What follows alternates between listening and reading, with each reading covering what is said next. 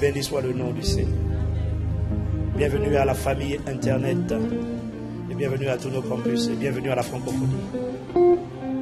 Quelqu'un me dit Amen. Avant de t'asseoir, acclame encore avec moi la parole de Dieu.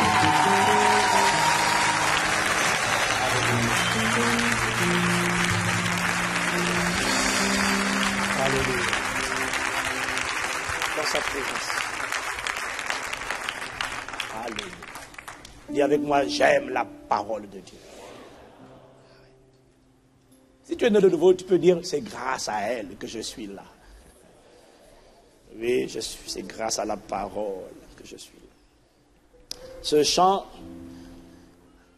est un préambule, est une introduction à la parole du jour. Je veux continuer et finir les 8 décisions importantes, 8 décisions, engagements. Je préfère décision, engagement que résolution, qui doivent nous accompagner de manière constante tout au long de cette année 2014. Avant la fin de l'année, j'ai commencé les 4 premières décisions. Je vous ai dit que la vie est une question de décision, de choix, d'actes que nous posons. Et chaque action, acte, déclenche une réaction. Tu es aujourd'hui le résultat des choix, des actes, donc des décisions que tu as fait hier. Des décisions que tu as prises hier. Tu es le résultat des choix que tu as fait hier. Si aujourd'hui ne te plaît pas, si ce que tu vois aujourd'hui ne te plaît pas, change les actes, les choix, les décisions que tu prends aujourd'hui, et ainsi demain changera.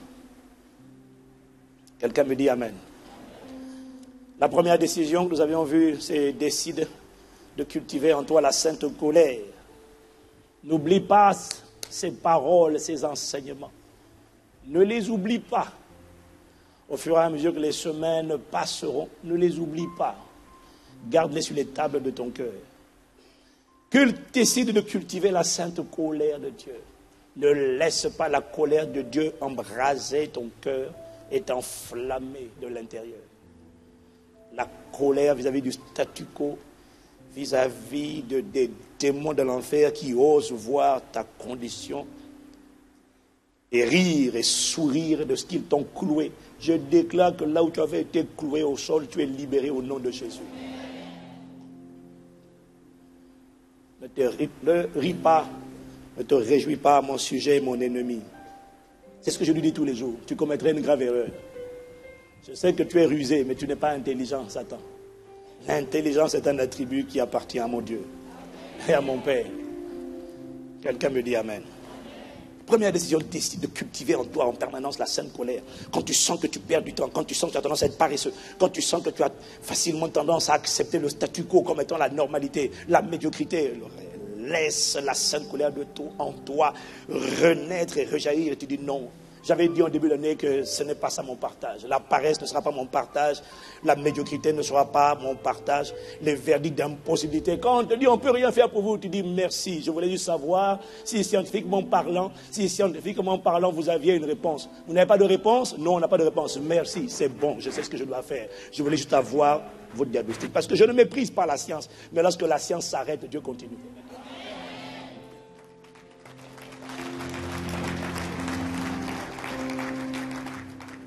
Quelqu'un me dit Amen.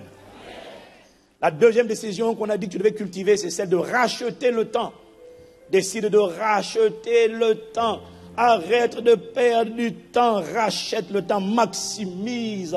Et cette année, je vous annonce que je vous préciserai dans les prochaines semaines. Mais je veux faire intervenir des frères et des sœurs de l'Église qui savent faire la formation sur la gestion du temps. On fait de la formation sur la préparation au mariage et c'est important parce que la qualité de la préparation détermine la qualité de la performance. Voilà pourquoi il faut se former. D'ailleurs, se former est une manière de racheter le temps, d'échanger l'ignorance contre la connaissance.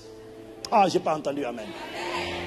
C'est important de racheter le temps. Se former, prendre une formation, c'est une manière de racheter le temps. Alors on se forme sur les finances et c'est important. Parce qu'il faut savoir gérer les finances. On se forme, on prend des formations, on donne des formations dans tous les domaines. Mais il faut des formations sur la plus importante de toutes les ressources que Dieu a données à tous les hommes, de manière équitable. Pour celle-ci, tu ne pourras pas dire, moi j'en ai reçu une capacité, lui en a reçu 5. Non, pour le temps, nous sommes tous à égalité. Mais comment fait-on pour utiliser le temps de manière profitable, de manière efficace? Ceux qui font des exploits savent utiliser le temps. Parce que dans la vie, tu ne peux pas faire tout ce que tu as envie de faire. Mais tu peux faire ce qui est essentiel, important. Ça veut dire que tu dois apprendre à dire oui à certaines choses, non à d'autres. Tu dois savoir gérer le temps. Et moi, j'ai la conviction de mettre en place. Ça ne sera pas gratuit, mais ça ne sera pas très coûteux. Parce qu'il faut qu'on arrive à mettre ça sous une forme d'offrande, mais quelque chose qui... Parce que ça coûte cher dehors, mais c'est important. Mais on va trouver une solution. Ce n'est pas obligatoire du tout. C'est pour juste uniquement ceux qui ont envie vraiment d'apprendre à racheter le temps et à gérer le temps de manière efficace. Quelqu'un me dit amen. On a dit en 2014, et les années qui vont suivre, décide de mûrir, c'est-à-dire de porter du fruit. Décide de ne plus être un épios, un bébé spirituel. Couche, culotte, pampers, tout ça là. Quitte ça. Dis à quelqu'un quitte. Voilà. Non, dis-lui quitte. N'aie pas peur de lui. N'aie pas peur de lui. Dis-lui quitte. Quitte ça. On ne peut plus le trouver dedans. M'a blessé. Je ne pardonne pas. Quitte ça.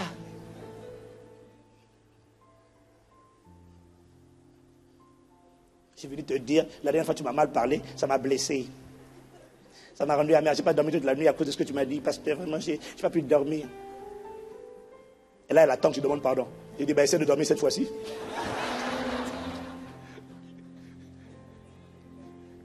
Essaie de dormir, essaie de trouver le sommeil. J'ai une suggestion à te faire. J'ai une suggestion pratique à te faire. Si tu ne trouves pas le sommeil, lève-toi, va prier, adore. Satan va tout faire pour te placer dans le sommeil. Ta chair va tout faire pour te faire dormir. Quand tu as des insomnies, c'est parce que tu ne vas pas prier. Quand tu vas prier, quand il m'arrive de ne pas avoir sommeil, dès que je vais prier. Mais au moins tu t'endors dans sa présence. Dis-moi amen.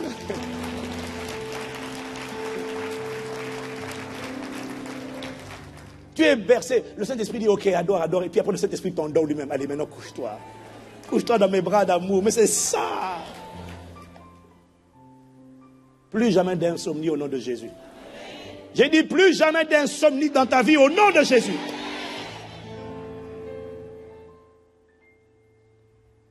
Décide de mûrir.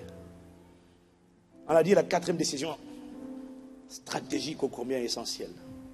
Et c'est la fondation, c'est le ciment de toutes les autres. Décide de chercher et trouver le Saint-Esprit comme jamais auparavant. Et je suis déjà enthousiaste par rapport à ce que le Seigneur nous a donné comme orientation pour cette année. Je n'en parle pas encore parce que nous devons prendre le temps de le préparer. Mais je suis déjà enthousiaste parce que si tu croyais que jusqu'à présent on avait prié, maintenant je t'annonce qu'on va prier pour de vrai. Maintenant on va prier pour de vrai. L'Église, Impact Centre Chrétien, en tout cas en ce qui concerne ce campus, et même les autres campus, certains vont s'en inspirer, nous allons avoir jeûne et prière tous les jours. Mais je t'explique, non, je t'expliquerai. Tu as déjà peur, tu dis, mon Dieu, mon estomac, Seigneur, mon repas. T'inquiète pas. Pour toi, ça sera juste une fois dans le mois. Toi, ça sera une fois dans le mois. Fais ouf. Une fois dans le mois, ça c'est l'obligatoire. C'est ce qu'on te demande d'offrir à Dieu comme sacrifice. Mais après, tu peux en faire plus. Nous, c'est jeudi, dimanche, jeudi, dimanche, jeudi, dimanche. Tu veux être pasteur? Viens. Mais si tu croyais qu'on va prier là, on va prier maintenant pour de vrai. En fait, je pense même que maintenant on va commencer l'église. On va commencer l'œuvre maintenant, cette année.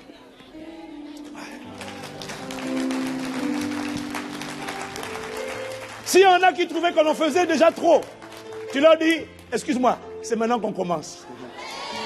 Dis à quelqu'un, excuse-moi, c'est maintenant que nous on commence. Makataya, Mashakaya. La clé, c'est la prière. La clé, c'est chercher Dieu. La clé, c'est la communion du Saint-Esprit. En profondeur, comme jamais auparavant. Nous allons presser. On t'expliquera plus tard. Toi, ça sera un jour. Et je n'ai même pas besoin que tout le monde le fasse. J'ai juste besoin que 480 personnes dans l'église soient dedans. J'en trouverai en plus de 2500. J'en trouverai facilement 480. Ce ne sera pas compliqué. Le Seigneur m'a parlé. Il m'a parlé. Je lui ai dit, Seigneur, comment on fait pour aller en eau profonde? Donne-moi des stratégies. Donne-nous des stratégies. Donc, bientôt, la semaine de jeûne et prière, c'est terminé. Ça sera l'année de jeûne et prière. Si tu veux, je pourrais dire aussi la décennie. Jusqu'à ce que Dieu change, qu'il donne une nouvelle stratégie. Parce que Dieu donne une instruction, on suit l'instruction, jusqu'à ce qu'il donne une nouvelle instruction, on suit la nouvelle instruction et ainsi de suite. Dieu ne change pas, mais ses instructions peuvent changer. Pas ses lois, juste les instructions. Il peut te dire, va au torrent de Kérip, après il dit, va à Sarepta. Dis-moi Amen. Seigneur, accorde-nous la grâce de te chercher comme jamais auparavant. Et tu ne chercheras pas Dieu sans la prière. La prière est le moyen par lequel tu apprends à chercher Dieu. La prière est pas le moyen par lequel tu apprends à frapper, à frapper, à frapper, à frapper, jusqu'à ce que les portes s'ouvrent. Et là, c'est le déversement de la gloire de Dieu. Je suis convaincu que ce qu'on avait... Quand on va commencer ça, ne dites pas que maintenant, à un pacte chrétien, il ne faut pas injurier Dieu en disant c'est la magie. Il ne faut pas injurier Dieu en disant non, maintenant c'est... Non, c'est pas magique. Ce sont des exploits surnaturels divins. Rien de magique. C'est juste divin. Que Dieu mette son empreinte comme on n'a jamais vu auparavant. Et je peux dire à tous les agents infiltrés du royaume des ténèbres qui sont là pour semer la confusion, le trouble et pour empêcher l'église d'avancer. Laissez-moi vous dire, vous avez échoué hier, vous allez échouer lamentablement jusqu'à ce que Jésus revienne au nom de Jésus. Tous les saboteurs, les séducteurs, les embrouilleurs, les entubeurs, les créateurs de division, vous échouerez lamentablement au nom de Jésus. Et vous allez trouver la puissance de Dieu sur votre passage dans le nom de Jésus.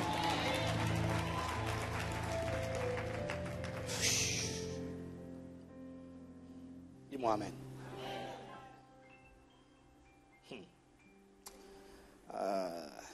Il y a quelqu'un. Nous, on démarre. Non, dis-lui, on commence maintenant. Voilà. Nous, ce n'est pas le changement, c'est maintenant. Non, c'est pas ça. C'est pas ça. Ceux qui ont dit ça, on ne voit pas clair. C'est compliqué. C'est compliqué. Tout est compliqué.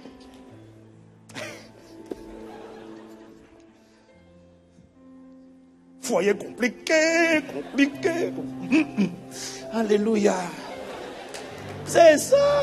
Mais vous ne voulez pas la parole de Dieu. Vous avez mis la parole dehors. Maintenant, vous avez des problèmes de crise conjugale. Mais c'est compliqué. Ça passe dans les médias à l'étranger. Parce que la parole de Dieu a été chassée. Vous l'avez voulu l'enlever. Maintenant, c'est le problème. Autorité de ce pays, revenez à la parole. Shakalama.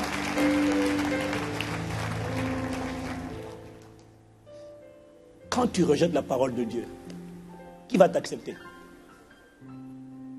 Quand tu rejettes la parole de Dieu, tu viens de rejeter la faveur, tu viens de rejeter la réussite, tu viens de rejeter tout le bien dont tu as besoin. Reviens à la parole, tu attires le bien. Tu attires le bonheur et la grâce. Le bonheur, la grâce. Ouh, j'aime la parole de Dieu. Dis-moi Amen. Ce qui m'emmène maintenant à la décision 5. Voilà pourquoi on a chanté le chant qu'on a chanté. Parce que la décision numéro 5, c'est décide de lire la Bible, la parole de Dieu, toute l'année. Oh, tu vas me dire quoi? Ça, c'est un message? Oui, c'est un message. Quand le Saint-Esprit te donne une parole qui a l'air simple, ça veut dire qu'il sait que tu l'as entendu, mais tu ne le fais pas. Décide de lire la parole de Dieu toute l'année. Pourquoi la lire, la parole de Dieu? Tu le sais, mais non, tu ne le sais pas. Tu en as entendu parler, mais tu n'en es pas conscient. La parole de Dieu a plusieurs caractéristiques. La parole de Dieu est un miroir. Dans Jacques 1, verset 23 à 24, la Bible dit, car si quelqu'un écoute la parole de Dieu et ne la met pas en pratique, il est semblable à un homme qui regarde dans un miroir son visage naturel et qui, après s'être regardé, s'en va et oublie aussitôt quel il était. Est-ce que quelqu'un me suit?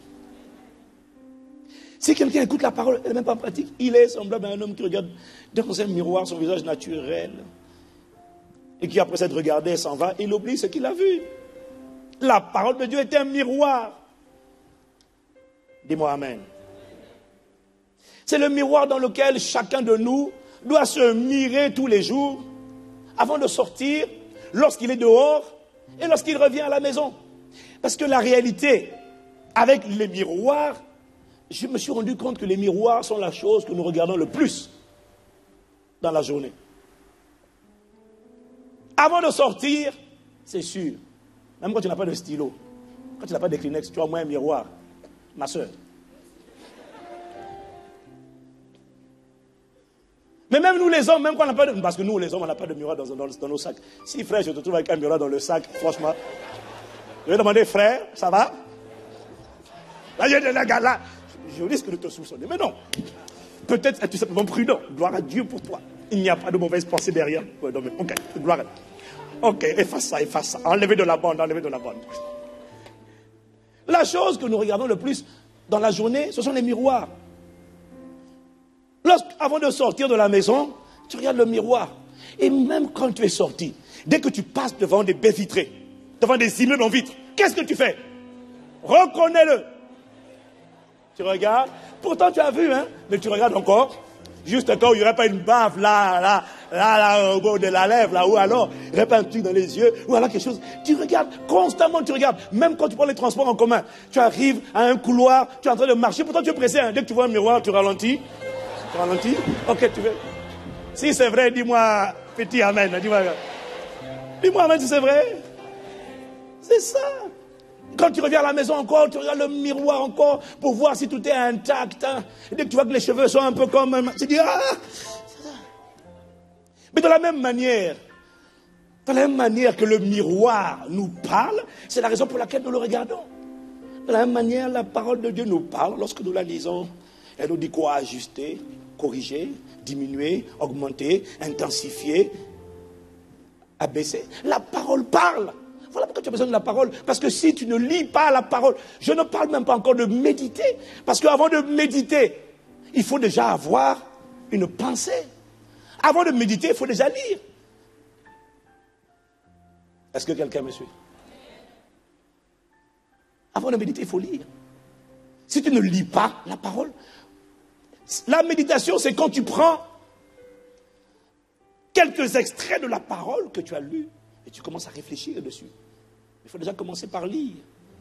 Cette année, je t'en supplie, discipline-toi pour lire la Bible toute l'année. Tous les jours. Dis-moi amen. Arrête de lire la Bible au gré de tes émotions. Quand tu en as marre, c'est pourquoi l'homme quittera son... C'est tout ce qui t'intéresse. C'est pourquoi l'homme quittera son père et sa mère s'attachera à sa femme. Tu as vu, Seigneur, tu as vu? C'est dans la parole. J'ai dit, mais tourne aussi, les gars. J'ai d'autres paroles là. Non, Seigneur. Mais lis, non. Tu passes, c'est bon, mais tu peux t'arrêter là. Est-ce que quelqu'un me suit? Il y en a d'autres, c'est quand ça va mal, ils prennent le livre de psaumes. Ils cherchent les psaumes de mélancolie. Mon Dieu, pourquoi m'as-tu abandonné? Oh, c'est comme ça. Tu dois lire toute la Bible toute l'année. Dis-moi amen. Si le Saint-Esprit me l'a dit, je suis convaincu que 80% des chrétiens ne le font pas. Ils lisent de temps en temps, au gré de leurs émotions et de leurs envies personnelles. Mais la parole de Dieu est un miroir. La parole de Dieu est la nourriture dont ton homme intérieur a besoin. La parole nourrit l'homme intérieur. La parole, Jésus a dit, l'homme ne vivra pas de pain seulement, mais de toute parole qui sort de la bouche de Dieu. La parole, ton esprit, ton homme intérieur, le vrai, toi, a besoin de se nourrir de la parole. Ton âme a besoin d'être restaurée par la parole de Dieu. La parole est un médicament même pour ton corps. Comme je l'ai dit tout à l'heure, si les figuiers entendent la voix de la parole, ça veut dire que mon corps peut entendre la voix. Et il entend, mes oreilles entendent la parole. Franchement, si les portes de la prison où étaient retenus Paul et Silas a pu entendre la parole, lui dire ouvre-toi. Même une serrure entend la parole. Dis-moi amen.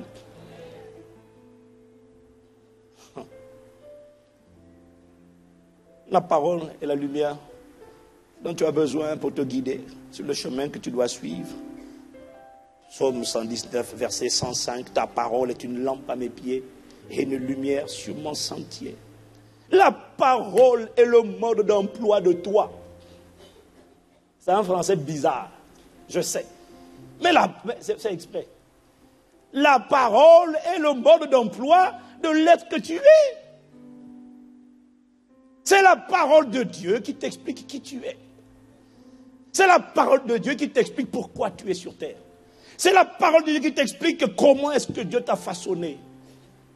Et quand cette parole entre en toi, elle te communique la vérité. Un livre peut en parler, mais un livre ne pourra jamais en parler aussi complet et de manière aussi exhaustive que le fait la parole. On te dit gros nez, tu pleures. Vilain. Parce que la parole n'est pas rentrée en toi. La parole rentrant en toi, tu seras détendu et tu souriras. Tu diras, je le loue, parce que je suis une créature. Je suis merveilleux, c'est mon âme, je le reconnais bien. Dès qu'un frère te dit, j'ai changé d'avis.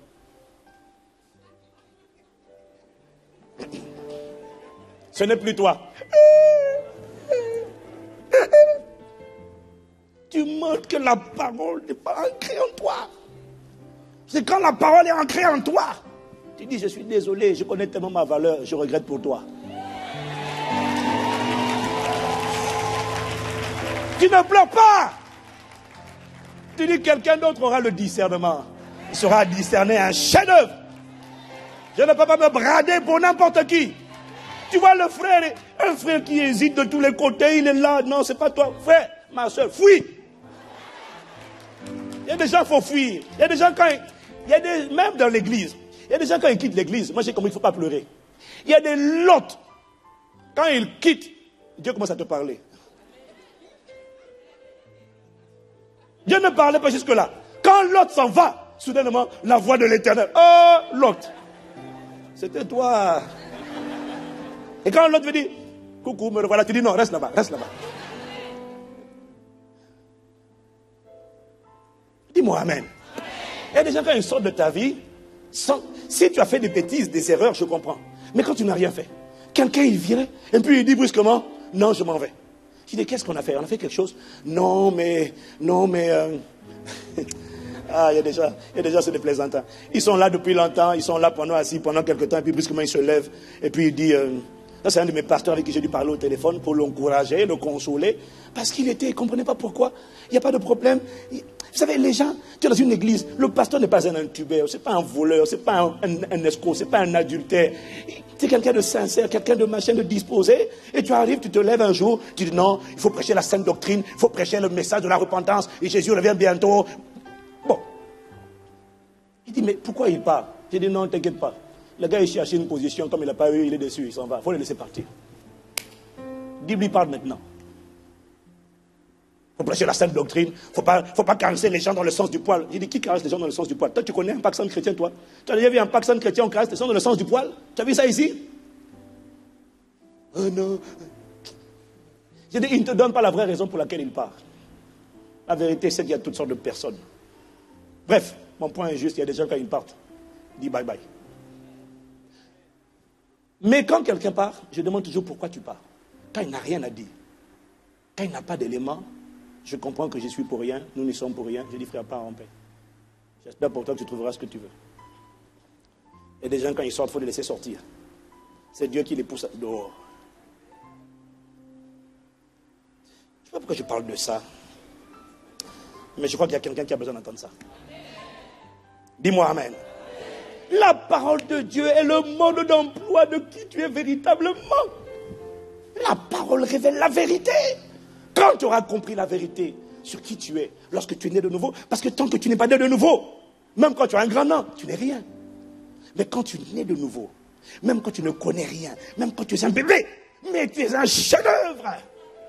Et le jour où tu découvres ça, et qu'un démon fait irruption devant toi et te dit, hein, tu dis, ah, mon gars, j'ai avalé la parole, je sais qui je suis par la parole. Je suis Christ sur la terre. Jean dit, celui qui est en vous est supérieur. En anglais, on dit greater. Il est au-dessus de celui qui est dans le monde. Ah, l'esprit qui est en moi est supérieur à tous les esprits de sorcellerie, d'occultisme, de divination. Tous mélangés sur toute la planète, dans tout le monde occulte. Tous mélangés, l'esprit qui est en moi est supérieur. Ah, dis-moi Amen. Il y a quelqu'un qui décide de lire la parole cette année. La parole, c'est le seul testament. La parole, c'est le testament qui t'a été laissé. Voilà pourquoi on parle d'Ancien Testament et de Nouveau Testament. La parole, c'est le testament. Aucun livre, même s'il est bien écrit, aucun homme, même s'il enseigne bien, ne pourra t'expliquer en détail tous les éléments que contient ton testament. T'imagines un peu cette personne qui a un testament, elle a hérité, elle ne va jamais regarder le testament, elle s'appuie sur les dires de quelqu'un. Tonton, qu'est-ce qu'il y a dans mon testament? Tonton dit, en fait, on t'a légué 1 million d'euros. Tu dis, yes, 1 million d'euros. Mais le problème, c'est que si tu as lu le testament, tu aurais peut-être découvert que ce n'est pas 1 million, que c'est une quantité d'argent illimitée.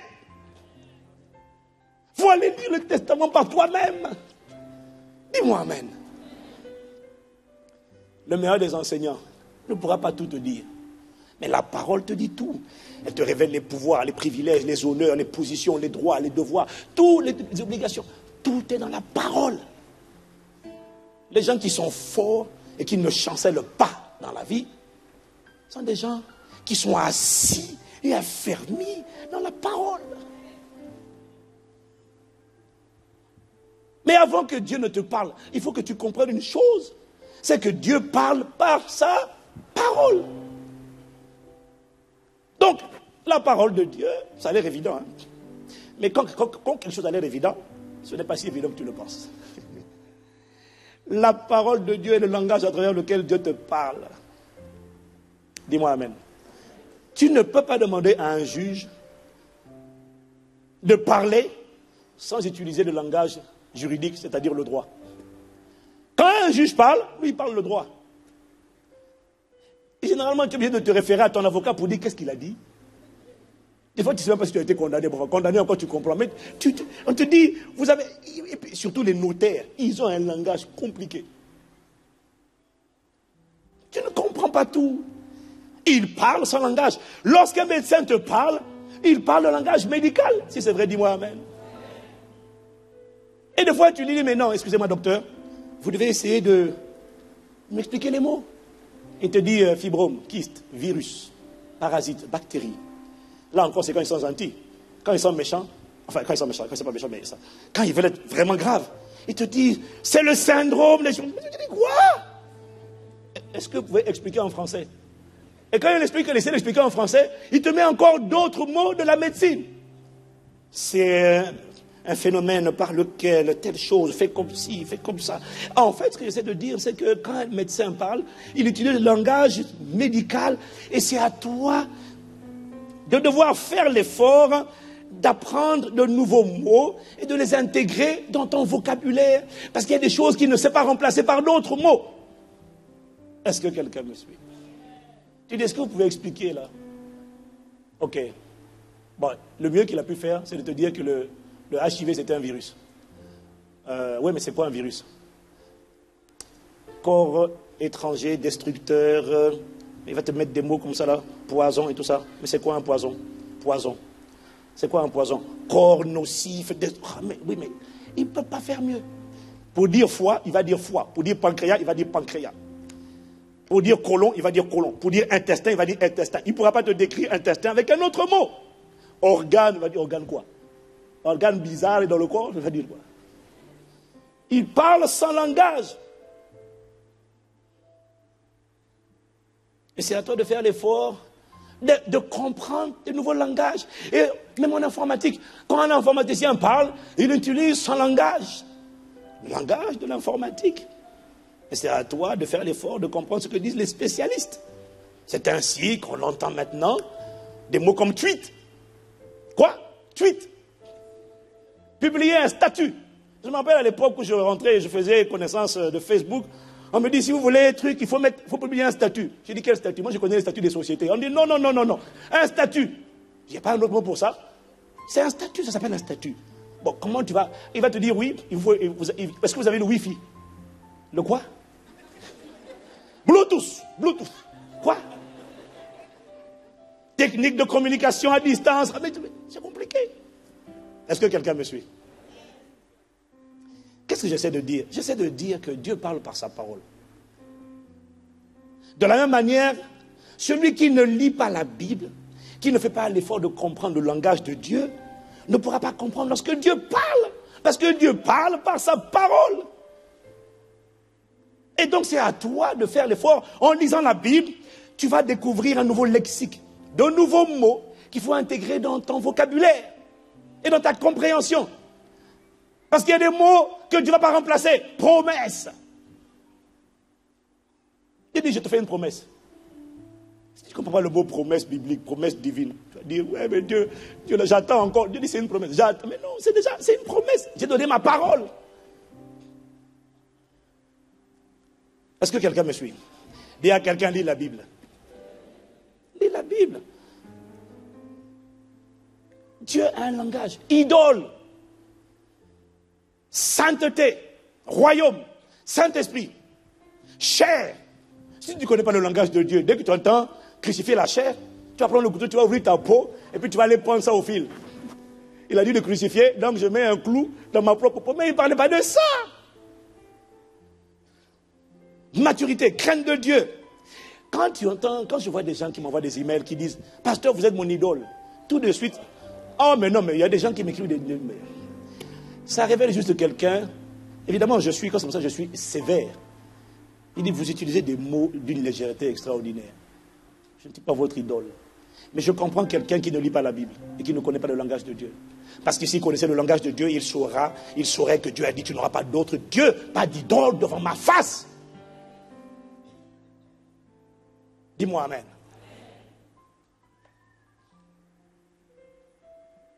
Décide cette année, avant le 31 décembre, d'avoir parcouru toute la Bible.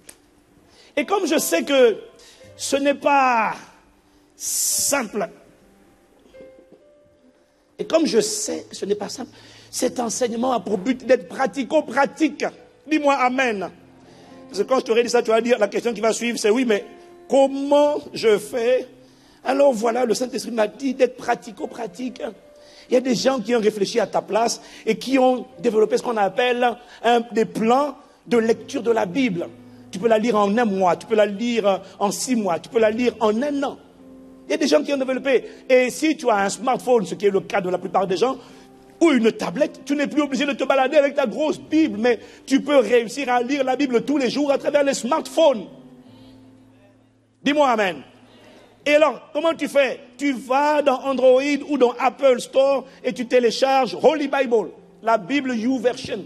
C'est la Bible que je recommande parce que les autres sont payantes. Celle-là, elle est gratuite. Elle a plusieurs dizaines de traductions dans toutes les langues. Mettez-la moi à l'écran, s'il vous plaît. Avant que je la lance. Il faut que ce soit pratique. Ah, aujourd'hui, c'est bizarre, oui. Non, parce que, mon gars, il faut qu'on change de manière pratique. On ne va pas prêcher juste pour prêcher, enseigner juste pour enseigner. Il faut que je te montre comment moi je fais.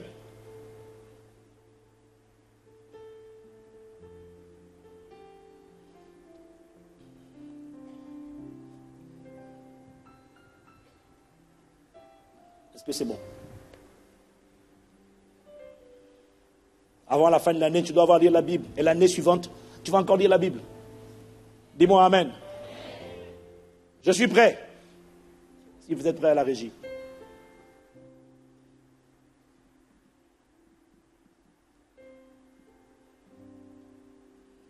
Quand tu vas télécharger cette application, la Bible avec YouVersion, et que tu vas la lancer, à l'intérieur, tu as des plans de lecture de la Bible.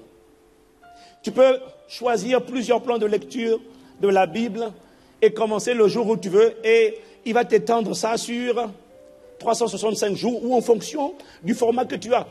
Tu peux même faire en sorte de... C'est bon, c'est connecté. Oui, oui, c'est connecté. C'est bon? Voilà. Le logo est là. Holy Bible. Ça veut dire Sainte Bible. Oh, tu sais, on ne sait jamais, il vaut mieux dire. Hein. Oh, mon gars, ne considère jamais rien comme acquis. Depuis que ton voisin nous dise Holy quoi? Ok, Holy Bible, Sainte Bible. Tu lances l'application et voilà ce que tu as. Si je vais aujourd'hui, par exemple, ça c'est pour moi, j'ai différents plans. J'ai un plan de lecture de la Bible ici qui s'appelle Life Journal Reading Plan. Mais bon, ça c'est moi. Tu vas dans plan. Et dans plan, tu vas explorer les plans. Et si tu vas dans Bible intégrale, avec la version française, tu as un seul plan qui est proposé. Tu peux lire la Bible en un an. C'est marqué ici, Robert, 1 an. Mais moi, ce que je te préconise, si tu vas avoir le choix, tu vas dans préférences en bas, tu prends langue, tu prends anglais, parce qu'il y a plus de choix en anglais, t'inquiète pas. Tout ne va pas passer en anglais, n'aie pas peur. Et là, tu vas dans Whole Bible, ça veut dire Bible entière. Juste au cas où ton voisin, c'est pas clair. Ok. Et là, vous avez plusieurs plans de lecture de Bible. Plusieurs plans. Plusieurs plans. Moi, j'ai pris celui-là. Life Journal Reading Bible Plan.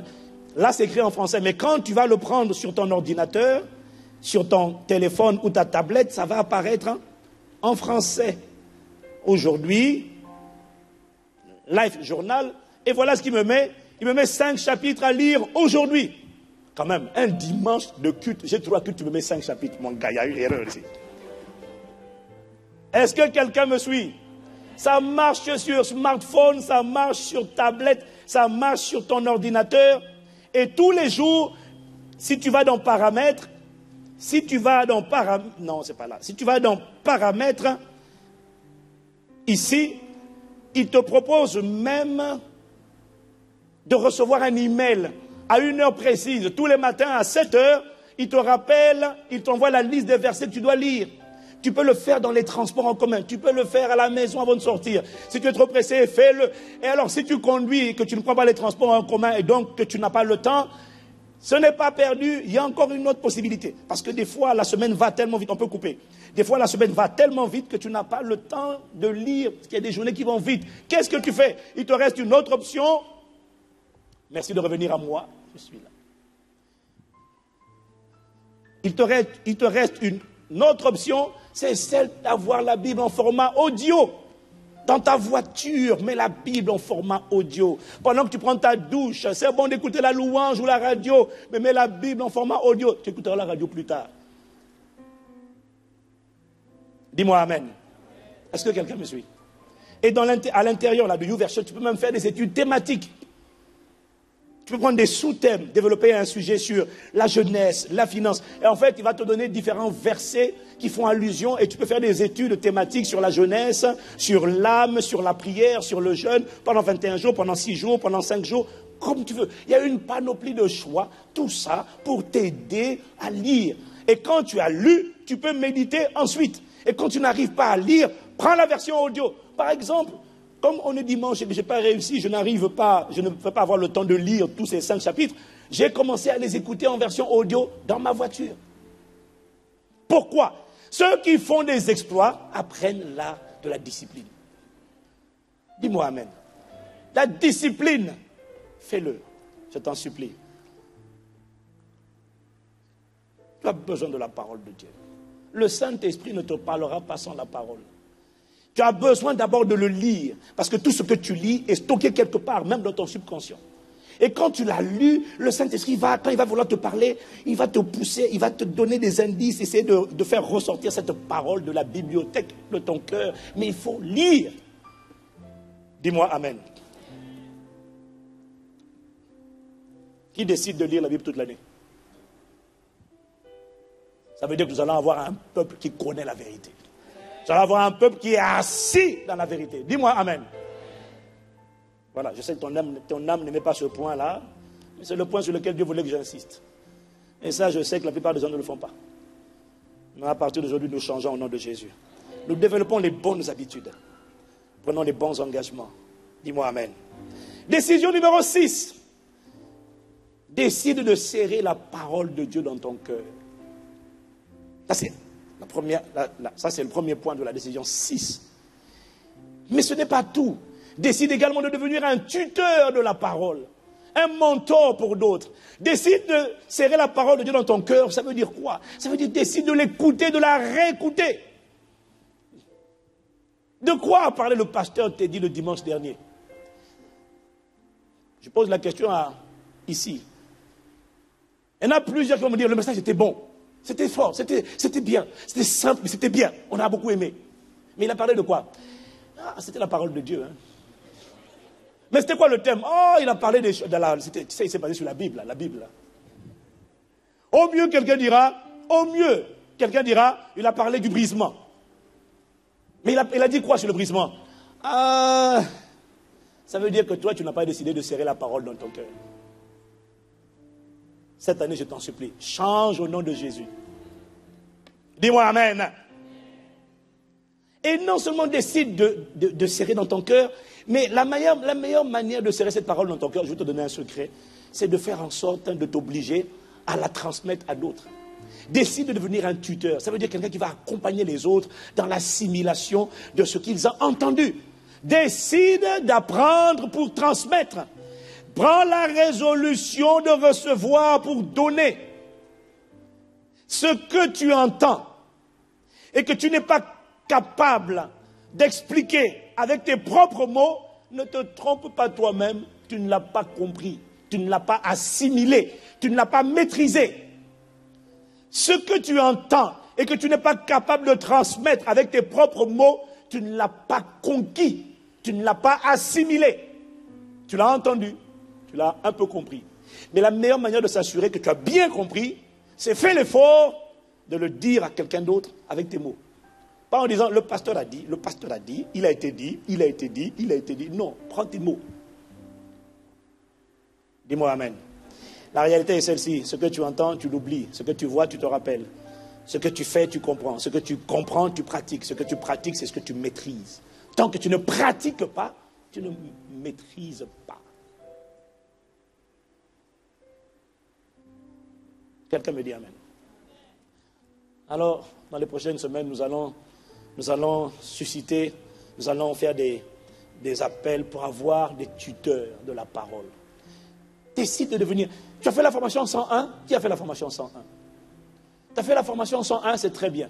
Si tu demandes ce que tu as retenu, je sais que tu ne lèveras plus forcément la main. Mais donne-toi comme défi, par exemple, cette année, impose-toi comme défi d'aider ceux qui sont en train de faire la formation 101 à mieux comprendre. Parce que pendant la formation, certaines personnes n'osent pas poser des questions. Et il y a besoin qu'on mette des tuteurs, des personnes qui vont les aider à mieux comprendre. Là, comme là, aujourd'hui, ce qu'on dit, tout le monde ne comprend pas. Mais il y a besoin de tuteurs qui vont revenir avec certaines personnes qui ne comprennent pas bien pour leur dire, voici ce qui a été dit, pour aider à faire asseoir. Mais pour faire ça, il va falloir que toi-même, tu aies pris le temps de réécouter pour bien assimiler. Et tu sais ce que ça va produire? Ça va élever le dépôt de la parole en toi. Dis-moi Amen. Tu vois ce que je te dis aujourd'hui, ce n'est pas une révélation, c'est une instruction importante qui existe de la discipline. Dis-moi Amen encore. Décision numéro 7. Là maintenant tu vas te retrouver un peu parce que là tu commences à t'ennuyer, tu dis oh là là, qu'est-ce qui nous... Aujourd'hui là c'est bizarre, hein, qu'est-ce qui est bizarre? Tu veux seulement entendre Rémanator. Le Réma, j'entends un Réma. Je n'avais pas compris ce passage-là comme ça. Ouh là là là, c'est profond. Tu en fais quoi après? Mon Dieu, exquis. Et alors après? Décision numéro 7, ça tombe bien d'ailleurs. Décision numéro 7. Écoute-moi, et là je parle à l'église, ICC. Décide de devenir plus humble. Vous savez, un sérieux danger, risque d'arrogance, et de suffisance guette toutes les personnes chez lesquelles la connaissance enfle. Il y a un risque de suffisance et de mépris envers les personnes qui n'ont pas la même connaissance que toi tu as et qui n'en portent pas le fruit. Décide de devenir humble. Un Pakistan chrétien que 2014 nous trouve beaucoup plus humble. Humble par rapport à deux choses. Décide de devenir humble par rapport à ce que tu crois connaître. Humble vis-à-vis de la parole que tu entends et la parole que tu entendras au cours de l'année. Ce n'est pas parce que tu as déjà entendu une parole que tu es dispensé de l'entendre de nouveau. Ce n'est pas parce que tu sais quelque chose que tu la connais. Décide de devenir humble. Un message comme celui d'aujourd'hui, tu dis, je sais déjà. Alors là, sois humble. Beaucoup de gens pensent que la parole de Dieu, c'est comme les gadgets modernes et qu'elle a besoin d'être neuve à chaque fois. Il y a aujourd'hui comme une course, une frénésie, un engouement sans cesse, permanent pour ce qui est nouveau. On veut le dernier cri, le dernier... C'est quoi ton iPhone là? C'est quoi? Le premier, on est à génération 5 maintenant. Mais mon gars, c'est que ça permet quand même de téléphoner, je te l'assure. Aujourd'hui, les gens veulent le gadget. Non, mais à la limite on est peut-être tous dedans. Si, tant qu'on en a la possibilité, on ne dit pas non. Et tout le monde veut le dernier cri, le truc le plus récent. Le problème, c'est qu'on l'a amené ça même dans le domaine de la parole. Et on veut l'enseignement le plus récent. Et quand quelqu'un vient, si un pasteur vient il a un message qu'il a prêché il y a 2 ans, on dit, comme moi je suis à la demande là, où sont vos derniers messages là, on veut les derniers pasteurs. J'ai dit, mais est-ce que tu as écouté les précédents? Non, je veux juste les derniers. Parce qu'ils pensent que le dernier, le new, là, c'est le plus frais. Mon frère, la parole de Dieu n'est jamais démodée, elle n'est jamais obsolète, elle n'est jamais dépassée. Dis-moi amen. La parole, et on amène ça dans l'enseignement. Quand quelqu'un parle, ou qu'on a déjà entendu, on dit, ah, ça on connaît déjà, va à autre chose. Mais mon ami, c'est pas parce que tu ne connais pas, que tu es c'est pas parce que tu as déjà entendu, que tu es disposé de l'entendre de nouveau. Parce que la parole est vivante à chaque fois que tu l'entends. Si tu l'entends avec un cœur humble, tu entendras quelque chose que tu n'as pas entendu la première fois. Mais si tu l'entends avec un cœur arrogant, tu diras, je connais déjà. Décide de devenir humble. Dis-moi amen. Dis-moi amen. Moi, il y a des gens que j'ai écoutés, il y a des prédicateurs que j'ai écoutés au temps de ma conversion. Et franchement, vous savez, je vous fais une confidence, je l'ai déjà dit, mais je le redis encore. Il y a des prédicateurs, notamment les Américains que j'écoutais à l'époque. Mais c'était profond, c'était passionnant. Il y a 15 ans, il y a 10 ans, quand tu les écoutais, à l'époque où il n'y avait pas encore trop de chaînes de télé, trop de business, c'était beaucoup plus... C'est-à-dire que le gars, ils étaient beaucoup plus humbles, beaucoup plus simples, beaucoup plus dense, beaucoup plus profond, beaucoup plus fervent. Et j'en ai vu aujourd'hui, j'en vois aujourd'hui, il n'y a plus la même profondeur. Et c'est là que j'ai compris que finalement, là, en fait, il y en a, je préfère écouter les messages qu'ils donnaient il y a 10, 15 ans que les messages qu'ils donnent aujourd'hui. Parce qu'aujourd'hui, quand tu vas dans certains pays, tu as l'impression que c'est juste devenu du divertissement. Dès qu'il commence à parler, il donne un verset biblique et puis il dit, The Lord is my shepherd. Le Seigneur est mon berger. L'église dit, yes! Il me conduit dans le vert pâturage, yes! Il n'a rien dit, qu'ils sont déjà surexcités. Alors quand tu prends les enseignements de ces gens-là, il y a 15 ans, frère, c'était passionnant. Tu avais envie de pleurer, de te mettre à genoux. La parole n'est pas démodée. La parole n'est pas dépassée. Ne cherche pas ce qui est de plus récent. Cherche ce qui est la vérité, ce qui est vivant et qui te construit. Dis-moi amen. C'est vrai qu'on peut ajouter une nouvelle dimension à une parole qu'on a déjà entendue ou reçue. Mais n'empêche que je dois dire une chose que tu sais déjà, mais je dois quand même le dire.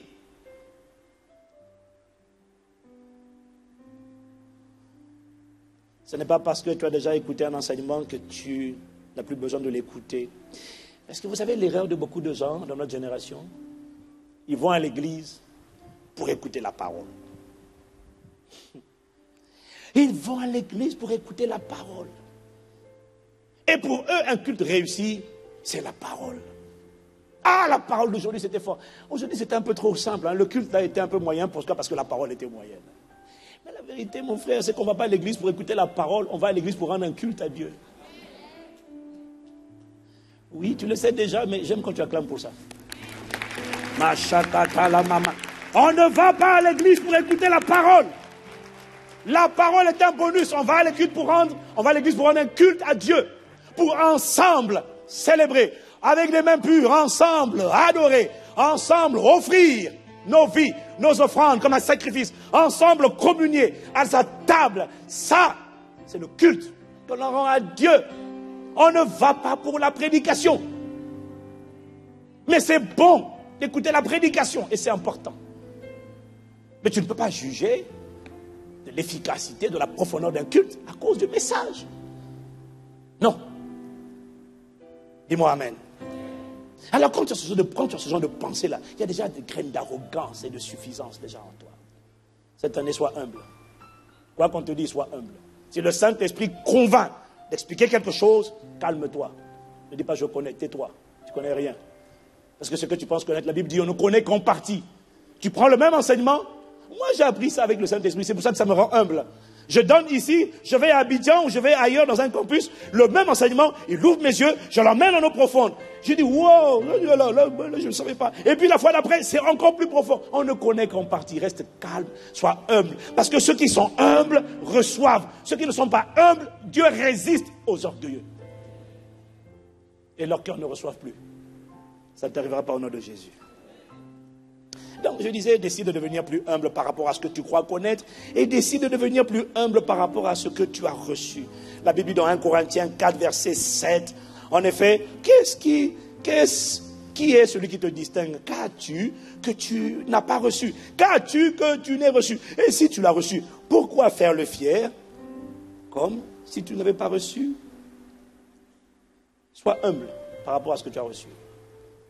L'humilité dans ce que tu as reçu implique de ne jamais comparer les grâces que tu as aux grâces des autres. L'humilité implique de refuser de se mettre en avant par rapport aux autres. Philippiens 2, 3, ne faites rien par esprit de rivalité ou par un vain désir de vous mettre en avant. Au contraire, avec humilité, considérez les autres comme plus importants que vous-même. Écoute-moi, ICC. Je crois que nous avons beaucoup reçu. Église Impact Centre Chrétien. Dis-moi amen. Mais le Seigneur m'a dit, soyez humbles. Arrêtez de parler. Nous, notre église, nous, ICC. Nous, on est comme ça. Nous, on a la connaissance. Nous, on a la révélation. Nous, on a la parole. Frère, il y a des conversations dans lesquelles Dieu n'est pas engagé. Il y a des conversations dans lesquelles Dieu n'est pas avec toi, il ne prend pas plaisir. Ah, nous, notre pasteur au moins. Ah, vos gars là. Frère, laisse ça. Ce que tu as, gloire à Dieu, garde-le pour toi. Ne va pas comparer ce que tu as avec ce que les autres ont. Parce que subtilement, c'est déjà une forme d'arrogance. Tu peux être au bon endroit, mais ne pas bénéficier de la grâce qu'il y a dans cet endroit juste parce que ton cœur n'a pas les bonnes dispositions. Cette année et les années suivantes, Impact Centre Chrétien, devenons plus humbles. Et d'ailleurs, lorsque tu voudrais te vanter de ce que tu as reçu, rappelle-toi toujours d'une chose, l'essentiel, ce n'est pas qu'est-ce que tu as reçu, l'essentiel c'est qu'est-ce que tu as fait avec ce que tu as reçu. Quel fruit en as-tu porté? As-tu ajouté, augmenté à ce que tu as reçu? Soyons humbles. De toutes les manières, tout ce qu'on a reçu, ça ne vient que de lui. Dieu en est la source. Rien ne vient de nous. Amen. Il y a quelqu'un cette année, plus d'humilité. Plus d'humilité. Je finis. Décision numéro 8. Cette année, décide d'activer ta foi. Décide de la mettre en pratique. Décide d'activer ta foi. Décide de la mettre en pratique. Mais moi, le fond, là, nous allons dans le camp ennemi. Non, tu le connais? Nous allons dans le camp ennemi pour arracher ce que le diable a volé. Nous allons dans le camp ennemi pour arracher ce que le diable a volé. Nous allons dans le camp ennemi pour arracher ce que le diable a volé. Nous allons dans le camp. Cette année, décide d'activer ta foi.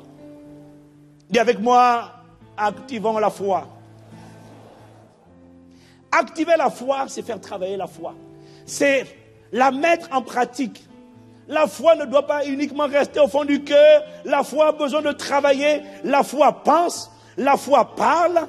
Mais quand la foi parle, elle est déjà en train d'être activée. Lorsque tu appelles les choses à l'existence alors qu'elles ne sont pas encore manifestées, tu es en train d'activer la foi. Lorsque tu proclames la parole de Dieu que tu connais, que tu sais, et non pas les choses que tu sens sur une situation, tu es en train d'activer la foi. Lorsque tu décrètes, tu parles à une montagne, tu lui ordonnes de se déplacer, tu es en train d'activer la foi. La foi a besoin de faire du sport. La foi a besoin de faire de l'exercice parce que c'est ainsi qu'elle devient forte. Dis-moi amen.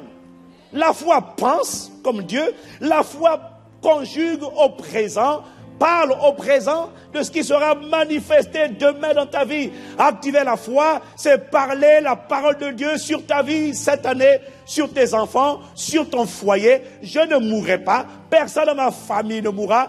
Tous vivront et raconteront les œuvres du Seigneur dans l'assemblée des rachetés. J'annonce aux esprits de mort que je ne mourrai pas. Aucun accident, catastrophe, incident ne viendra affecter cette année. Je le déclare au nom de Jésus. Active ta foi. La foi commence par penser et par parler. Parle. Quand tu parles, tu es en train d'activer ta foi. Dis-moi amen. Dis à quelqu'un, active ta foi. Et voilà pourquoi la connaissance, la lecture de la parole est importante, parce que tu dois homologuer, tu dois confesser, dire ce que Dieu dit. Quand tu dis ça, tu actives la foi. Parle. Il y a une puissance extraordinaire dans la parole. Lorsque ce que tu dis vient de la parole de Dieu et est inspiré par l'Esprit, il y a une puissance extraordinaire. Dis-moi amen. Cette semaine, j'ai reçu un frère en Christ qui a un très grand poste de responsabilité dans un certain pays. Et ce poste est tellement convoité, c'est exactement comme le poste du pasteur Yves, que des pots de bananes, et des conspirations, et des complots, et des conjurations, toutes sortes de choses compliquées. Et on a parlé, on a eu un temps de communion fraternelle, et puis, avant qu'il ne parte, il y avait un autre frère également qui aussi a un grand poste de responsabilité dans le même pays. Et j'ai prié, on a prié ensemble, et mon épouse également, on était à 4. On a prié. Et puis pendant qu'on priait, j'ai commencé à parler, prononcer et proclamer les paroles de Dieu sur sa vie. J'ai dit, ils te feront la guerre, mais ils ne te vaincront pas. Quiconque creusera une fosse devant toi et tombera dans cette fosse. Et je ne sais pas pourquoi, mais je me suis mis en train de parler, de confesser, de déclarer des paroles qui étaient bibliques. Tu ne peux pas déclarer ces paroles si tu ne connais pas la Bible. Dis-moi amen. Et j'ai commencé juste à parler, à dire, voilà ce qui va se passer. Voilà ce qui va se passer. J'ai commencé à parler. Quiconque se lèvera contre lui tombe sous notre pouvoir au nom de Jésus. Nul ne tiendra devant toi tant que tu vivras. Formez des projets. Nous les déclarons maintenant et à jamais anéantis au nom de Jésus. Donnez des ordres dans le monde occulte. Allez dans votre monde des ténèbres. Lancez des incantations. Je déclare qu'elles sont sans effet. J'ai commencé à parler. Ça, c'est la parole. Dis-moi amen. Et le lendemain, après ils sont partis. Le lendemain, à 6 heures du matin, il m'appelle en urgence. Il me dit, pasteur, je viens de faire un rêve terrible. Parce que lui, Dieu lui parle souvent par les rêves. Il me dit, j'ai fait un rêve terrible cette nuit. J'étais exactement chez toi, la même configuration qu'hier. Ça, c'est le rêve que j'ai fait. J'étais assis là où j'étais assis. Tata Maud était assise là où elle était assise. L'autre était assis. Et toi, tu étais là au même endroit. Et tu étais en train de prier comme tu priais hier. Mais pendant que tu priais, tu étais assis. Et je t'ai vu te lever alors que ton corps était assis. Je t'ai vu sortir de ton corps. Ne me dis pas que tu es sorti de mon corps. Ne me dis pas. Non, parce qu'il y a des gens qui m'ont dit, ils vont me prendre cette séquence-là, ils vont couper. Il a dit, il est sorti de son corps. Ah, ils sont le sien. Non. Non, dis-moi amen. Hein. Il y a toujours des gens tordus. Mais même ces gens tordus, l'esprit qui les anime a échoué lamentablement. Et il échouera à jamais au nom de Jésus. Dis-moi amen. Et il me dit, je t'ai vu sortir de ton corps. Je t'ai vu, pas moi, pardon. Et tu as commencé à parler, mais c'était une voix d'autorité. Tu grondais, tu étais en train de menacer et tu étais en train de parler à des gens. Tu as même mentionné le prénom d'une personne qu'on appelait Rose. Et tu es en train de lui dire, qu'est-ce que tu as fait avec son costume? Lâche-le. Tu es en train de donner des ordres que je ne t'ai pas entendu dire la veille. Et puis il dit, mais quand je me suis réveillé, j'ai eu la conviction que le Seigneur venait de me faire voir l'impact des paroles de foi que toi tu disais, mais comment ces paroles allaient cibler des gens de manière spécifique. Il y a une puissance dans la parole, dans la proclamation de la parole. Dis-moi amen. C'est pourquoi il me dit, tu donnais des détails que tu n'as pas donnés dans ta prière. C'est ça le point. Mais moi je ne savais pas les détails. Je libère la parole. Mais cette parole court, elle agit avec rapidité. Elle va sur chaque personne et puis elle est en train de démolir. Mon frère, ce que j'essaie de te dire, c'est active ta foi. Arrête de dire je crois du cœur, tu dors la nuit, tu te réveilles soudainement en sursautant et tu fais non, parle, ouvre la bouche, lance la parole, envoie les décrets, publie la parole dans l'atmosphère. La foi doit parler. Dis-moi amen. Le combat spirituel, c'est un combat qui commence dans les pensées, mais c'est également un combat de la parole. La Bible dit que c'est par la bouche des méchants qu'une ville est détruite. Mais à l'inverse, la ville prospère par la bénédiction des hommes droits. Il y a des gens qui lancent des paroles négatives. Il faut qu'il y en ait qui lancent des paroles divines dans l'atmosphère. Parle, proclame, ne subis pas. Ne dis pas j'ai mal. Non, parle. Ton corps a mal, tu dis à ton corps, tu es le temple du Saint-Esprit. Je rejette la maladie, je rejette cette affliction. Je suis le temple du Saint-Esprit, je suis le palais de Dieu. Ne dis pas, ah j'ai trop mal, j'ai trop mal, j'ai trop mal.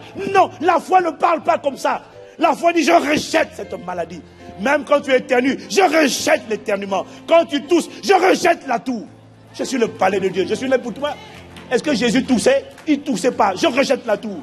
Dis-moi amen. Oh. C'est quoi? La foi doit parler. La foi doit résister. Mais la résistance se fait par la parole. Trop de gens, dès que j'ai mal, c'est quoi? C'est quoi? On n'a pas compris que tu as mal. On a compris. Et alors? On fait quoi? Hein? Donne à Dieu les ingrédients pour agir. Et Dieu a besoin de la foi pour agir. Cette année, agis. Parle. Parle aux esprits de séduction, aux esprits de sabotage, aux esprits de division. Moi, j'ai dit, esprit de division, tu as échoué lamentablement. Tu ne semeras pas la division ni dans mon foyer, ni dans l'église, ni dans ma famille. Tu échoues lamentablement. Et les agents infiltrés du royaume des ténèbres, déguisés en brebis, qui viennent pour semer la confusion au milieu du peuple de Dieu, ces snipers. Il y a des gens qui sont envoyés depuis le royaume des ténèbres, et ils s'infiltrent. Et ils font les formations 101, 201. Non, ce que je vous dis, ce n'est pas un commentaire. Ce sont des témoignages qu'on vient de recueillir à Brazzaville. À Brazzaville, il y a eu des... Non, le pasteur, il va expliquer ça peut-être un jour lui-même. Des personnes... Une dame est venue se confesser. Elle dit, nous sommes là depuis février 2013. Nous sommes 10. Nous avons été envoyés depuis le monde des ténèbres pour détruire l'église, détruire le pasteur, semer la confusion, la division. Depuis 2013, on est là. On n'a pas réussi. On est accusés et attaqués dans notre monde. Parce qu'on a échoué. On lui demande, mais pourquoi tu veux te confesser maintenant? Elle dit, c'est parce que nous sommes tous très malades. On n'a pas réussi à atteindre le pasteur. Il a trop de lumière. Il a trop de lumière. Il a trop de lumière. Il a trop de lumière. J'ai dit, ça c'est vrai. Je suis la lumière du monde. Le sel de la terre. Dis-moi amen. Aïe. Ce qui est triste, vous savez ce qu'elle dit? Elle dit, je suis sûr que Dieu ne peut pas me pardonner. J'ai tué trop de gens dans le monde occulte. J'ai détruit trop d'églises. J'ai fait tomber trop de pasteurs. Mais ici, je n'ai pas réussi. J'ai dit, ils vont échouer lamentablement. Et la vérité, vous savez c'est laquelle? C'est parce que les chrétiens sont naïfs. Dans toutes les églises, ils viennent. Mais quand tu es un homme de foi, tu proclames et tu déclares. Machakataya. Ici, un pacte chrétien, jamais vous ne prévaudrez.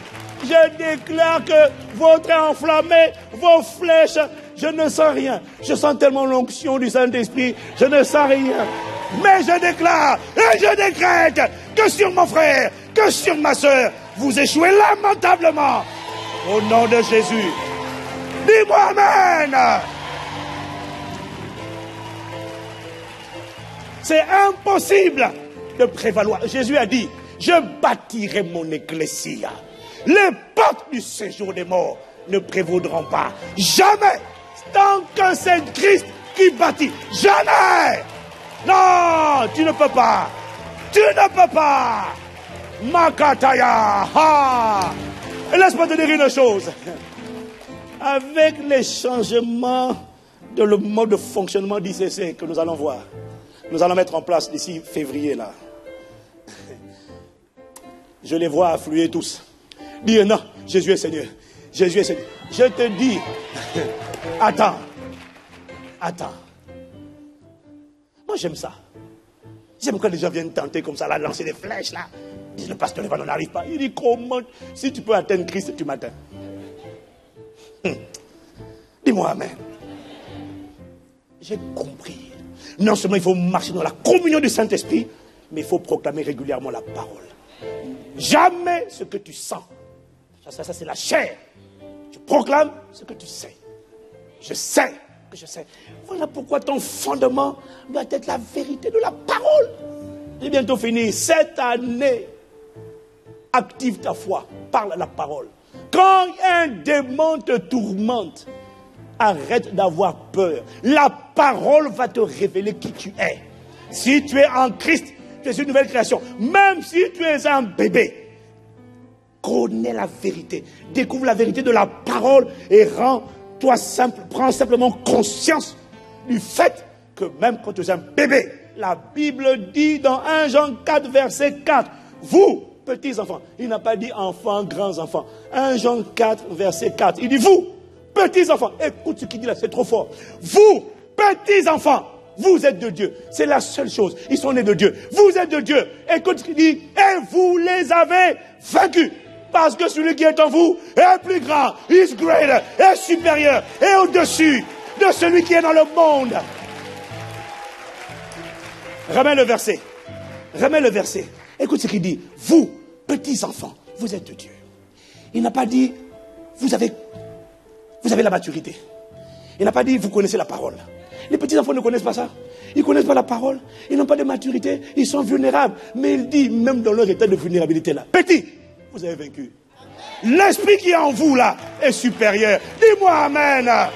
Mon frère, laisse cette parole s'imprimer sur les tables de ton cœur. Et quand tu dors ou quand tu sens que ton corps est en train de s'agiter, tu dis à ces poussières de démons de l'enfer, je suis de Dieu. Je t'ai vaincu, je triomphe, je t'écrase la tête, résiste. Ne te laisse pas faire. Tu n'es pas n'importe qui. Tu es une nouvelle création, un chef-d'œuvre de Dieu. Cette année, quand tu rencontres un démon sur ta route, chasse-le. Ne dis plus, je vais attendre vendredi soir, atmosphère de miracle. Il est bon de venir atmosphère de miracle. Il est bon d'attendre atmosphère de miracle. Mais il est mieux avant atmosphère de miracle de commencer à me dégommer, à me massacrer ce démon de l'enfer qui doit lui donner le poids au corps, la varicelle, le sida, le cancer, toutes les maladies que Satan a invoquées. Tu dis retour à l'envoyeur au nom de Jésus. Dis-moi amen.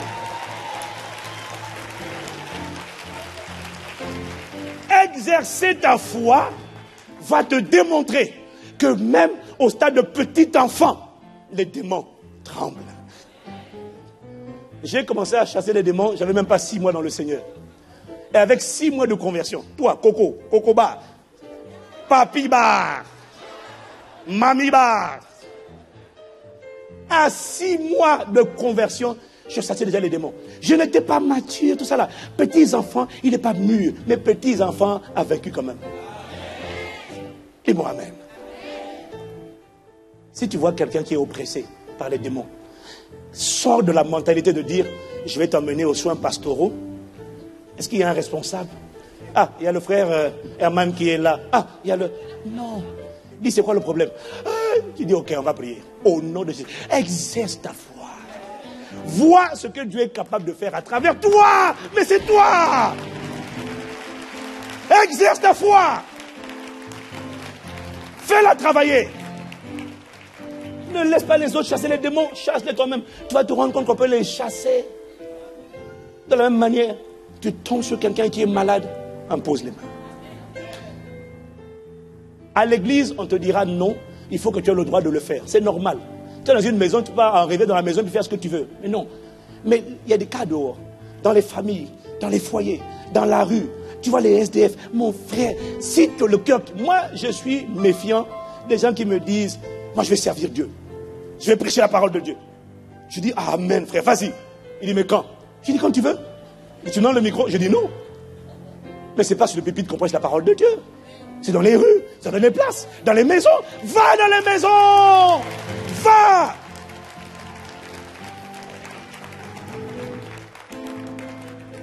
Je suis très méfiant envers les gens qui veulent tout faire seulement sur le pupitre. Je veux danser pour le Seigneur. Mais vas-y, danse. Danse dans la rue. Va devant les SDF. Vas-y. Danse, va. Danse prophétique. Vas-y. Tu veux chanter? Christelle Blacodon a un super ministère. Elle chante dans tout. Moi, j'aime ce genre d'attitude. Tu n'es pas là pour dire, je vais chanter sur le pupitre. Non, elle chante dehors. Mais c'est là-bas qu'il y a besoin d'apporter la vie. Mais quand quelqu'un te dit, moi je vais chanter. Mais vas-y, non. Moi c'est là derrière. Ah non, maman, excuse-moi. J'ai du mal à croire en ta bonne foi. Mais cette année, active ta foi. Donne-lui des chaussures et fais-lui faire le jogging. Quand tu trouves des situations, quelqu'un est malade. Si on te dit c'est tuberculose, tu dis frère, je n'ai ni or ni argent, mais j'ai Christ en moi. Ce que j'ai, je te le donne. Au nom de Jésus, reçois. Dieu ne t'a pas dit quand ça marchera, quand ça ne marchera pas. Dieu t'a dit, impose les mains. Fais l'onction d'huile. Est-ce que quelqu'un me suit? Fais ça. Tu fais ça, à la fin de l'année, les exploits surnaturels dont tu parleras, que tu auras noté, tu ne pourras pas les compter.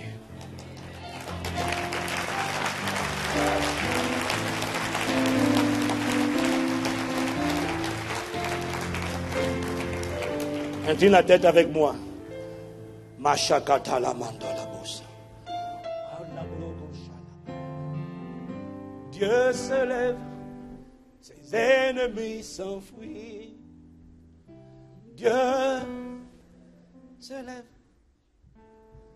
Dieu se lève, ses ennemis s'enfuient. Oh, Dieu se lève sur le pays.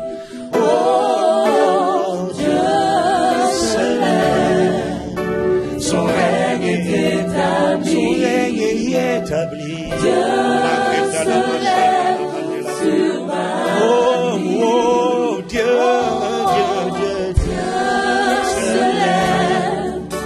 ses ennemis s'enfuient. Dieu se lève sur le pays.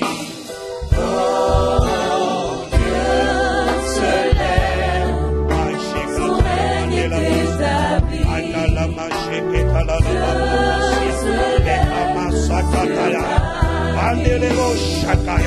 Demande à Dieu la grâce de te fortifier. Demande à Dieu la grâce de mettre en pratique sa parole. Demande à Dieu la grâce de pratiquer ses oui, discipline, habitude, décision, engagement, résolution. Demande à Dieu de te fortifier.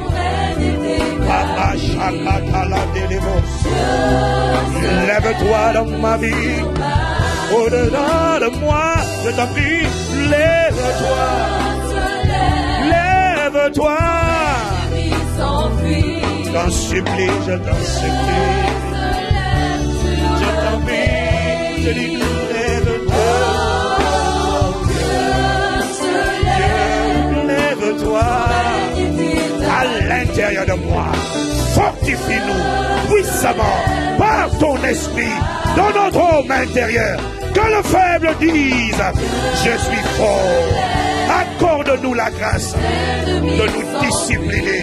Accorde-nous la grâce de payer le prix requis pour la discipline. Discipliner notre âme.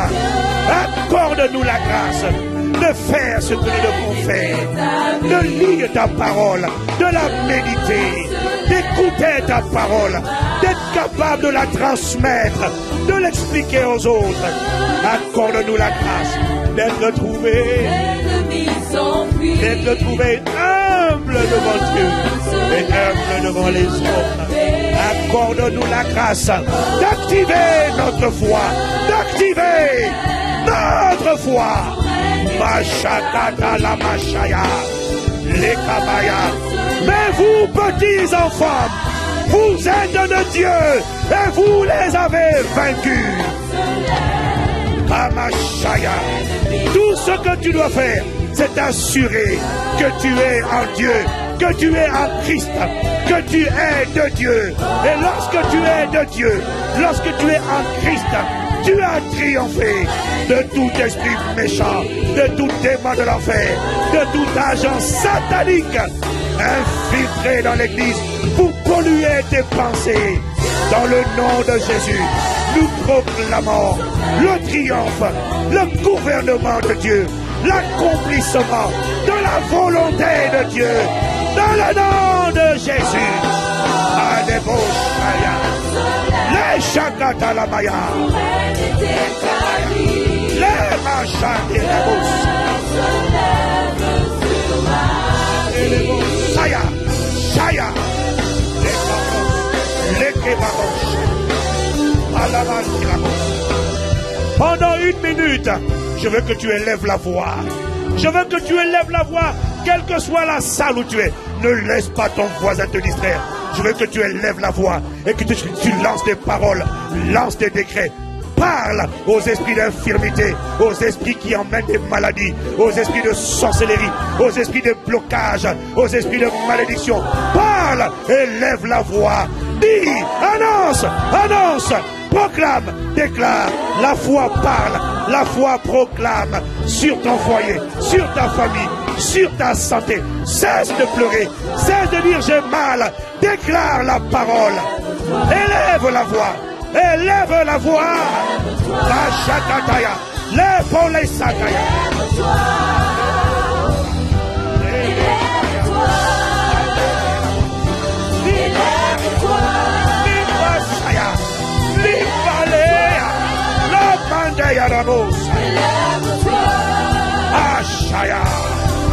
Oh, Limashaya, vois-toi en train de triompher. Vois-toi en train de triompher. Alléluia.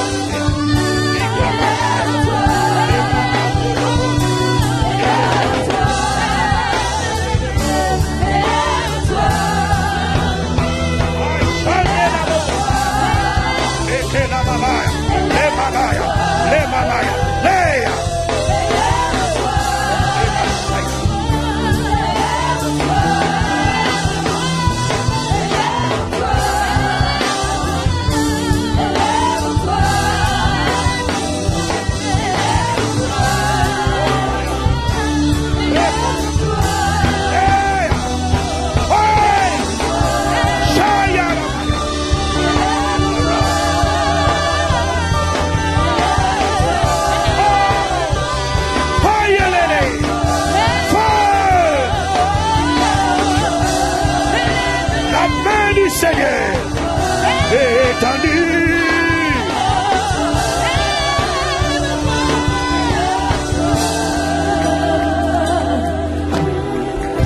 Nous déclarons et décrétons, esprit de séduction, dont la mission a été et de séduire, de faire dévier, de quitter le chemin de Christ, de quitter le chemin de l'obéissance. Esprit de séduction, vous avez été envoyé pour faire dévier la voie. Au nom de Jésus, vous échouez lamentablement. Nous marchons dans l'obéissance, nous marchons dans la volonté de Dieu et nous voyons les desseins de Dieu s'accomplir au nom de Jésus. Esprit d'infirmité, votre mission, c'est de créer des maladies, c'est de créer des infirmités, c'est de créer des douleurs, c'est de créer des kystes, c'est de créer des fibromes, c'est de créer des cancers, c'est de déplacer des virus. Au nom de Jésus, vous échouez lamentablement. Dans le nom de Jésus, nous appelons la vitalité divine, la guérison divine, la santé divine, la ferveur divine. Au nom de Jésus.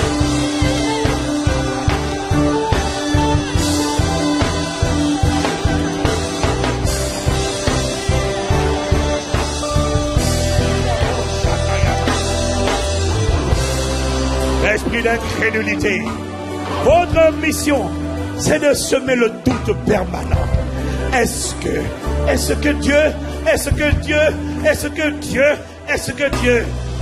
esprit d'incrédulité, au nom de Jésus, nous renversons vos raisonnements, vos hauteurs, vos systèmes de pensée qui s'érigent, qui se dressent contre la connaissance et l'obéissance à Christ. Nous ramenons nos pensées, les pensées de nos enfants, les pensées de nos parents, les pensées des frères et des sœurs, prisonnières, captives à l'obéissance à Christ. Au nom de Jésus, nous déclarons et décrétons que là où hier le doute persistait, l'incrédulité prévalait, je renverse ces forteresses, que la foi soit imprimée dans les tables de nos cœurs. Maintenant, au nom de Jésus.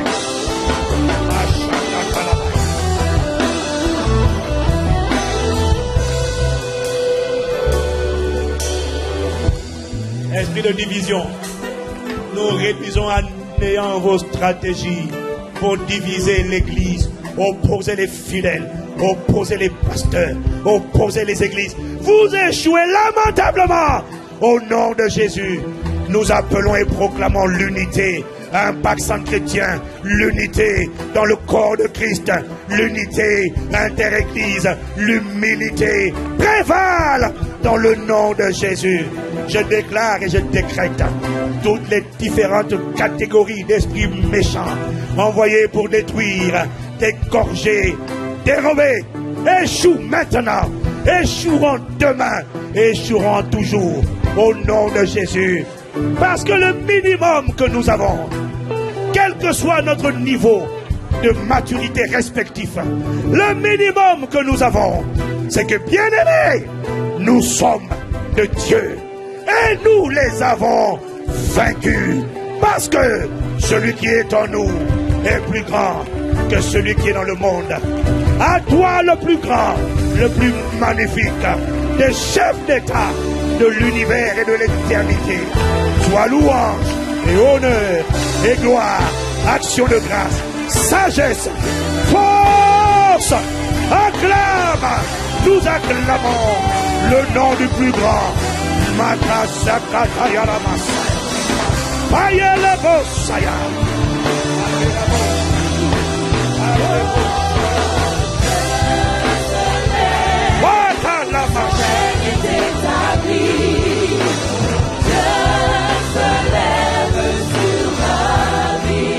Y a-t-il au moins 2 personnes pour acclamer, non pas applaudir, celui qui a vaincu et qui nous a rendus plus que vainqueurs?